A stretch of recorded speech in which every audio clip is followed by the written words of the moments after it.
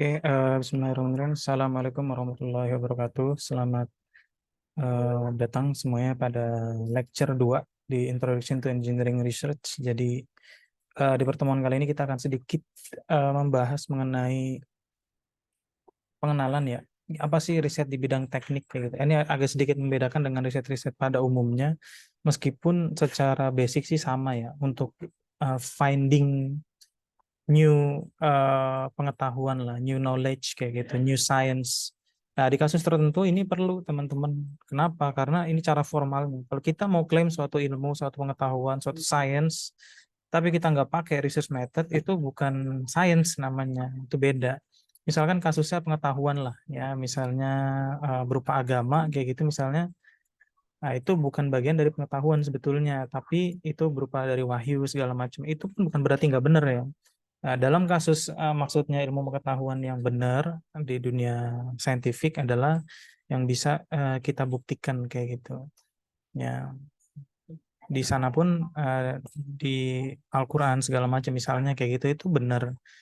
Eh, Meskipun beberapanya nggak bisa kita buktikan, tapi di kasus apa yang bisa manusia lakukan adalah apa-apa yang bisa kita buktikan lah kayak gitu. Nah, itulah science, kita buat science makanya. Dari research method, makanya ada penelitian. Makanya dilakukan penelitian. Orang-orang melakukan penelitian ya tujuannya itu. Untuk membuka new science lah ya. Memperkenalkan new science, ada penemuan-penemuan baru dan seterusnya. Nah, gimana sih maksudnya? Jadi kenapa engineering research? Kenapa gitu? Kenapa riset bidang teknik? Eh, jadi pada dasarnya teknik riset di bidang teknik itu memang fokus pada prinsip-prinsip sama ya, prinsip-prinsip scientific research ya. Scientific research itu berarti riset di bidang scientific gitu.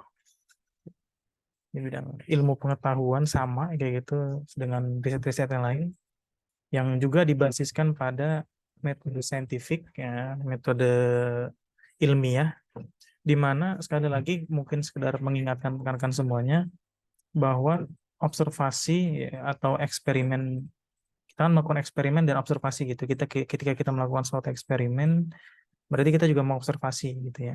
Di mana observasi melalui eksperimen tadi, teori, perhitungan, model dan seterusnya itu diturunkan dari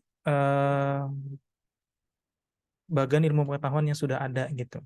Jadi ada pengetahuan-pengetahuan yang sudah ada, kita tambahkan gitu. Kita eh, bangun gitu. Jadi dengan kita membangunnya dengan apa yang sudah ada, apalagi sekarang nih, yang kita lakukan sekarang, zaman-zaman sekarang bukan zaman istilah zaman babat alas, zaman awal banget, zaman Newton, zaman Plato, segala macam. Nah, itu beda tuh. Memang memberikan dasar-dasar filosofis. Nah, kalau kita di kasus engineering itu enggak. Ada teori-teori, ada model-model, ada calculation teori segala macam yang sudah ada. Lah kita tuh berdiri di atas itu gitu. Jadi kita melakukan penelitian, melakukan engineering research itu di atas itu. Misalkan sudah ada yang nemuin misalnya zaman Einstein, dia sudah menemukan bahwa efek fotolistrik itu nyata gitu. Efek fotolistrik itu efek yang terjadi pada panel surya gitu misalnya. Awalnya kita belum tahu tuh solar cell segala macam, belum ada solar cell. Cuma sudah ditemukan ada efek fotolistrik bahwa foton itu dengan intensitas energi frekuensi tertentu bisa menggerakkan elektron gitu, sehingga bisa mengalirkan listrik. Udah ada ilmunya. Cuma belum sampai bahan, belum sampai bahan lagi, belum sampai material, belum sampai alat, belum sampai yang praktis. Nah, itulah teknik. Nah, itu kita sebagai engineer kita lakukan apa-apa dari teori dasar ya, dari Einstein tadi misalnya, jadi berupa solar cell gitu yang bisa kita pakai sehari-hari. Jadi kita bangun solar cell, ilmu solar cell itu berdasarkan teori, misalkan teorinya efek fotolistrik dari Einstein misalnya ya. Nah, fokusnya gimana sih? Nah, fokusnya penelitian bidang teknik adalah fokus pada aplikasi-aplikasi yang praktikal, misalnya berupa produk, berupa layanan, atau berupa infrastruktur. Ya, kalau kasus kita misalkan di teknik mesin sipil elektro itu ya produk, misalkan alat gitu ya. Kadang juga misalkan berupa model gitu ya. Kadang misalkan teman-teman dari informatika berupa service, misalnya untuk melakukan otomatik tertentu. Ini elektro juga ada ya, misalkan melalui IoT gitu ya, mempermudah kerjaan-kerjaan kita. Infrastruktur baik service pun itu termasuk bagian dari teknik juga. Jadi itu maksudnya kita berdasarkan ilmu-ilmu yang praktikal itu tuh bisa dipakai langsung kayak gitu. Ya, itu bidang teknik. Ya, dengan pengetahuan yang kita dapat, apa yang kita buat itu akan bisa berlaku langsung, bisa dipakai. Ya. Nah, kebanyakan riset penelitian itu mulai dari hipotesis. Apa sih hipotesis? Hipotesis itu dugaan awal. Kita tuh punya penelitian, teman-teman. Ya, punya penelitian yang bisa kita lakukan kayak gitu. Nah, penelitian-penelitian ini nanti didasarkan pada apa? Ya, pada yang namanya hipotesis. Kita tuh punya dugaan sementara kayak gitu ya. Apa dugaan sementaranya sih? Ya, misalnya nih, bahwa dengan berubahnya temperatur maka berubah juga kekuatan suatu material. Misalkan kita pengen melakukan uji gitu ya, uji material gitu. Ada satu material yang kita uji pada suhu ruangan, ada satu material yang ketika mau menguji itu kita panasin dulu misalnya. Apakah berbeda? Nah, itu kita kan mungkin punya pandangan kayak berpengaruh nih. Ya, temperatur berpengaruh terhadap hasil ujinya. Tapi namanya riset itu, nah, lanjut ke yang keduanya, kita tuh apa yang kita lakukan di riset adalah untuk membuktikan atau tidak atau membuktikan atau membatalkan hipotesis itu. Dengan apa? Dengan dilakukan eksperimennya. Gimana? Kalau kasus tadi, ya berarti kita uji tarik aja. Kayak gitu ya. Uji tarik misalkan, gagal, gagal lagi. Oh, misalnya ternyata benar. Setelah kita panasin ternyata dia lebih apa namanya lebih lemah kayak gitu atau lebih apa kayak gitu. Ya tujuannya kayak gitu membuktikan. Nah, sebenarnya sejarah dari filosofi of science ini, filsafat ilmu ini sebenarnya juga sudah mengenkapsulat, sudah mencakup ya metode saintifik, metode riset gitu. Nah, yaitu untuk creation atau penciptaan sebuah uh, pengetahuan itu memang didasarkan pada teori yang baru yang sebelumnya, yang setelahnya, Ding. Kita punya teori kayak gitu. Ada teori-teori, misalkan teori yang dulu tuh, saya baca dulu lah. Misalkan Based teori yang telah kemudian itu diverifikasi oleh observasi, oleh eksperimentasi, atau logical development berupa misalnya berupa postulat-postulat, atau dari teori-teori yang sudah diterima sebelumnya. Misalkan kayak gini, dulu Einstein 1912 atau berapa kayak gitu, sudah bilang bahwa ada namanya General Theory of Relativity, bahwa massa itu membengkokkan space time, misalkan kayak gitu ya, ruang waktu tuh dibengkokkan oleh space time, sehingga dengan semakin bobot massa semakin berat itu bahkan kayak cahaya pun dia tuh bengkok kayak gitu. Kalau misalkan kita di bumi gitu ya, cahaya kan lurus aja gitu ya. Karena saking bobotnya berat, bumi gitu, matahari segala macam, cahaya tuh nggak lurus aja tuh. Karena dia ada bengkokan segala macam, akhirnya dibuktikanlah dengan kejadian waktu itu yang namanya gerhana. Lah ini kan gerhana total, tapi kok ternyata ada cahaya-cahaya yang bisa lewat kayak gitu. Berarti ini ada yang bengkok nih, ada sesuatu yang terjadi, ada sesuatu yang ternyata menurut prediksinya Einstein benar gitu. Jadi memang sejak awal sejarah filosofi ilmunya, filsafat ilmunya itu memang sudah info lah, sudah ngasih tahu bahwa penciptaan suatu pengetahuan baru itu memang harus diverifikasi oleh observasi, oleh eksperimentasi, oleh logical development, misalkan berupa sekali lagi postulat-postulat. Nah, teman-teman boleh carilah postulat itu seperti apa, ya. Terus atau kita berdasarkan teori-teori sebelumnya. Di kasus Einstein ini enggak, karena teori sebelumnya itu misalkan masalah gerak, masalah gravitasi itu kan sama Newton. Nah, tapi ternyata agak berseberangan kayak gitu ya. Nah, makanya ini kayak melengkapi gitu, melengkapi teori-teori yang sudah ada sebelumnya. Jadi kayak disprove teori sebelumnya karena teori ini lebih benar. Oke, itu salah satu lah contohnya. Kenapa riset di bidang teknik itu berbeda dengan science pada umumnya, research science pada umumnya.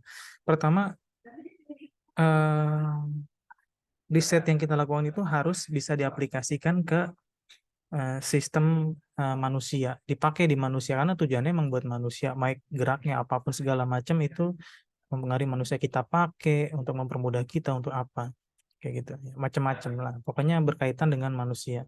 Nah, terus riset juga harus menghasilkan luaran yang praktis, teman-teman. Jangan luarannya nggak praktis. Kalau bidang teknik harus praktis. Buat alat untuk apa? Alatnya kayak gitu. Jangan teman-teman buat alat. Teman-teman mungkin pernah lihat ya.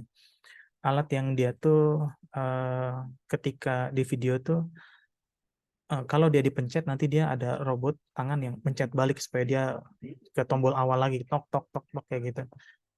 Itu kan sebenarnya nggak berguna lah ya, non praktikal. Tapi minimal sebagai hiburan itu praktikal kayak gitu. Tetap praktikal karena itu alat juga, itu termasuk bagian dari engineering. Terus riset juga harus menghasilkan uh, harus memberikan luaran yang ber bermanfaat untuk manusia. Jangan juga buat riset yang nggak bermanfaat. Ya, terus juga riset juga harus dibasiskan pada harus berdasarkan pada etik. Jangan buat riset-riset yang nggak etik. Teman-teman main riset yang berhubungan dengan manusia, dengan hewan, dengan apa, tapi nggak ada etiknya. Asal aja dikasih percobaan apa itu nggak boleh. Nah, terus gimana segala macam itu ada etiknya, teman-teman. Nggak bisa seenaknya. Ya, misalkan teman-teman simple aja. Misalnya teman-teman melakukan riset di tempat lain, nggak di kampus gitu. Teman-teman buat riset deskripsi gitu, buat di tempat lain. Nah, etiknya harusnya teman-teman tuh minta izin. Ya, teman-teman mintalah surat pengantar ke kampus. Misalkan di sekolah teman-teman ngajar juga, terus mau buat risetnya di sana, mah nggak apa-apa. Tapi etiknya gimana? Izin dulu. Nah, kadang untuk izinnya supaya formal, dibuatlah semacam pengantar. Makanya kampus buat pengantar. Itu salah satunya bentuk etik yang gampang bisa kita praktikkan. Terus riset juga harus mempertimbangkan luaran terhadap lingkungannya gimana. Apakah akan merusak lingkungan atau enggak? Apakah akan gimana ya? Ini harus dihitung. Nggak boleh kita ngasal riset. Ya udah, gue mau riset aja gini gini gini gini. Nggak ada urusannya sama istilahnya lingkungan. Padahal lingkungan sangat berpengaruh dan bahkan bermasalah. Misalkan akan rusak, akan apa kayak gitu. Itu harus dihitung juga.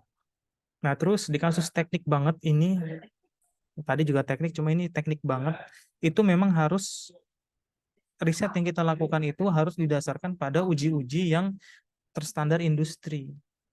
Jangan kita buat standar sendiri, kecuali memang standar belum ada, mangga lah. Kita buat standar-standar tertentu yang dia itu ajek gitu, yang dia itu presisi dan akurat gitu. Kalau kita nggak punya, kalau ternyata standarnya sudah ada, misalkan untuk uji tarik ya, standarnya itu sudah ada, mulai dari bentuknya. Bentuk tuh dimensi panjang, lebar, tinggi segala macam itu udah ada standarnya. Kita harus ikutin itu supaya riset kita dianggap memenuhi syarat oke gitu, ya. Oke, nggak bisa seenaknya kita buat uji sendiri nanti kayak gini, nanti nggak standar. Orang-orang juga akan sulit menerima itu kayak gitu, karena kita nggak menjalankan namanya scientific method. Karena kita ketika kita melakukan pengujian itu kan udah ada sainsnya teman-teman, sains soal pengujian. Nah, sains soal pengujian ini udah dibahas segala macam, akhirnya dibentuklah satu standar-standar. Misalkan di kasus material untuk uji kekuatan menggunakan tensile test gitu, ada ASTM, E8, ada ISO berapa, ada apa. Itu standar-standar itu supaya kita ikuti. Ya, ini contoh kesempatan riset. Misalkan a new material has been proved scientifically to be reliable replacement for asphalt and concrete for road building. Jadi sebuah material baru sudah terbukti secara saintifik reliable lah, bisa diandalkan untuk menggantikan aspal sama konkrit untuk pembangunan jalan. Material tersebut mempunyai sifat fisik dan kimia, di sifat fisik dan kimia yang baik lah gitu, yang sangat baik, excellent. Nah, sebuah riset di bidang teknik tadi terhadap material ini mungkin bisa memverifikasi bahwa material ini merupakan supply yang cukup lah gitu untuk dia itu sebuah resource yang renewable yang dapat diperbarui, bukan yang kayak aspal terus segala macam kan habis ya, kita nggak ngeruk dari tanah segala macam. Nah, material tersebut ini bahkan bisa juga didaur ulang setelah misalkan udah nggak kepake, rusak atau segala macam. Dan nilai toxicity-nya juga nggak terlalu berdampak pada lingkungan. Ada dampak tapi mungkin nggak sebesar aspal sama konkrit misalnya. Ini salah satu contoh kesempatan. Nah, terus juga ada lagi sebuah teknologi transistor yang didasarkan pada rare earth metal, metal apa logam langka bumi gitu. Ini low banget apa abundance-nya ya, tapi sangat sulit untuk didapat. Terus dia juga sulit untuk recover e-waste-nya. Ini kan ada kesempatan, ini kesempatan yang bagus ya, ini yang jelek nih. Nah, kenapa demikian? Karena ini akan berpengaruh. Kita jadi gali, nyari nyari alat, nyari bahan itu segala macam. Padahal dia itu ternyata sangat sulit meskipun bagus ya apa propertiesnya, tapi ternyata sangat sulit dicari. Ya, terus dia susah di recycle segala macam. Nah, terus ada lagi air transport using hydrogen balloons, membutuhkan sangat sedikit energi untuk menaikkan beban dan mengembalikan bebannya ke bumi. Jadi dia kayak bisa naik turun dengan sedikit energi gitu ya. Dengan lebih sedikit energi. Karena kita misalkan balon-balon yang hidrogen yang buat naik, yang buat ngangkut-ngangkut, misalkan balon udara segala macam kan mungkin agak lebih besar ya. Ini lebih kecil gitu. Nah, ditemukan bahwa ini nggak bisa praktikal karena ya hidrogen itu flammable banget, teman-teman. Gampang terbakar. Nah, makanya untuk menyimpan dia di sedemikian rupa itu sulit, terutama dia harus kayak extremely apa ya, isolated lah, terisolasi. Kalau enggak bahaya tuh kebakaran segala macam kan. Nah, itu perlu kita pertimbangkan. Jadi maksudnya ini saya mau sampaikan, memang teman-teman mungkin nanti ketika skripsi itu menemukan beberapa. Cobalah temukan dulu dari riset-riset kakak tingkatnya kayak gitu. Wah ini kakak tingkat saya dulu buat kayak gini tapi terlalu gini. Saya pengen improve bagian ininya. Itu boleh. Ada alat tertentu yang teman-teman pengen improve misalnya. Ada dia buat apa yang ini kurang bagus nih. Teman-teman modifikasi. Ada bagian yang dibuang, ada bagian yang teman-teman tambahin, ada bagian yang teman-teman ubah kayak gitu. Itu boleh. Itu bagian dari research di bidang engineer. Yang mati tiru modifikasi lah kira-kira ATM ya.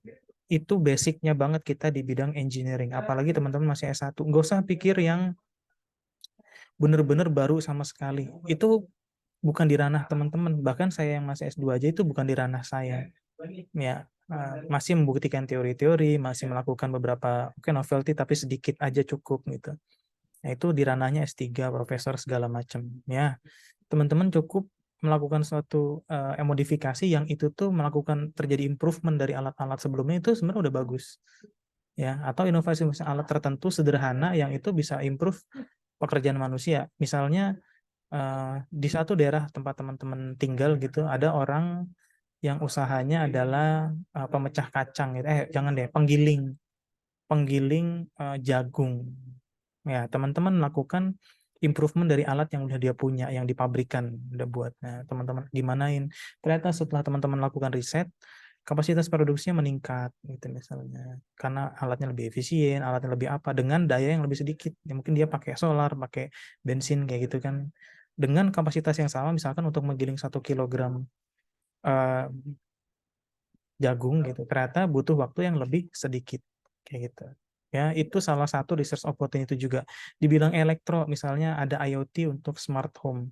Aduh ini IoT-nya ribet Pak, harus pakai internet segala macam, padahal itu nanti rentan buat gini. Saya pengen nggak apa-apa otomatis tapi offline aja sekitar rumah, jadi pas saya pulang saya tinggal pencet tombol di mana wifi connect ke HP saya langsung gini ya. Itu juga boleh, wifi-nya jadi intranet bukan internet gitu misalnya, atau apalah terserah ya. Itu kira-kira salah satu opportunities atau kesempatan-kesempatan riset yang bisa teman-teman buat lah kayak gitu ya di bidang teknik. Itu mungkin buat pertemuan kali ini beberapa rangkumannya secara detail. Sekali lagi teman-teman bisa ambil dari buku ini beberapa poin-poin penting aja yang akan saya sampaikan di perkuliahan kali ini. Sekian dari saya untuk pertemuan kali ini. Wabillahi taufiq walhidayah. Assalamualaikum warahmatullahi wabarakatuh.